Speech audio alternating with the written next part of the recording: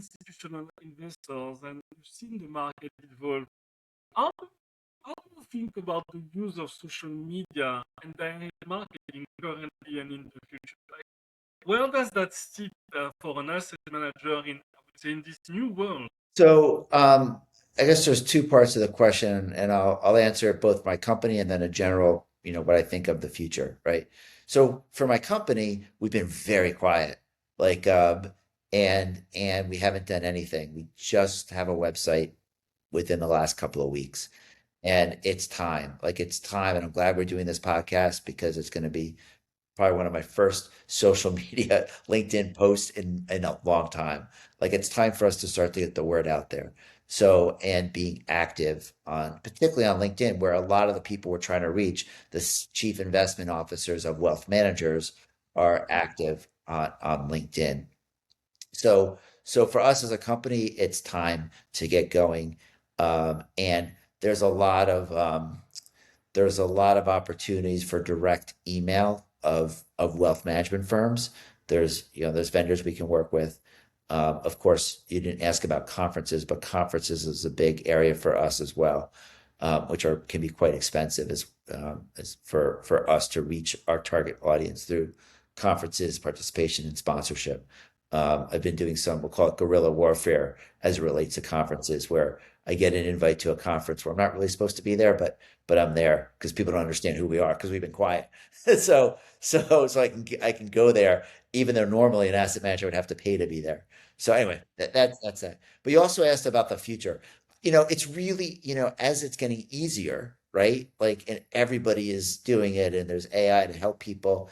It's really hard to cut through the noise, right? And I think the noise is so noise, right? So then we go back to personal relationships, right? Then we go back to, well, if the noise is hard to break through, then we have to go back to personal relationships and working with both my own personal relationships, but also we have some wonderful advisors and investors who have great personal relationships also.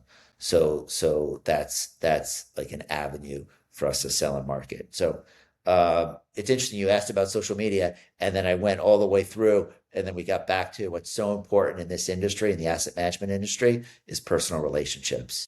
It's true, and that's very interesting, and that drives me to so the wanted to close the podcast and the interview, talking a little bit about the market.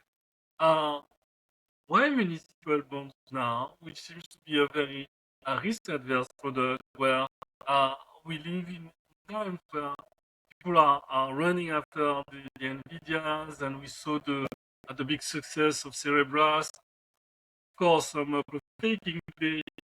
There is this view of this ever evolving technology that is going to bring big returns, and and you guys want to invest in municipality.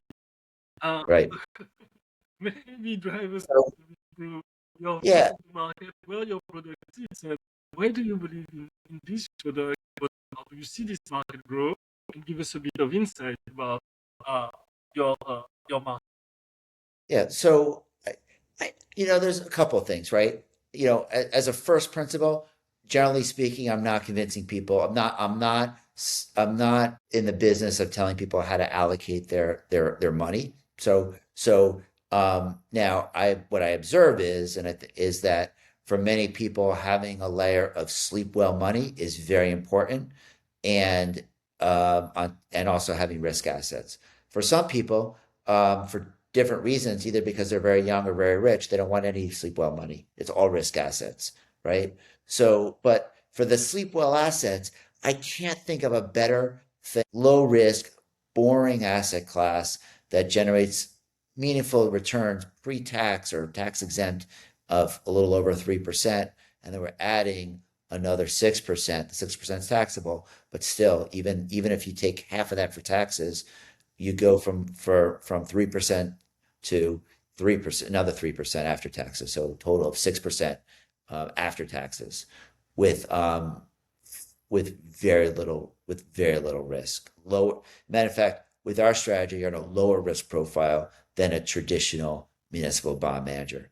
and that is compelling for many, many investors. So everybody except I'll say the two people that I just mentioned is the ultra wealthy that could be in all risk assets, or the very young who should be taking a lot of risk because they've got a lifetime to benefit from risky assets.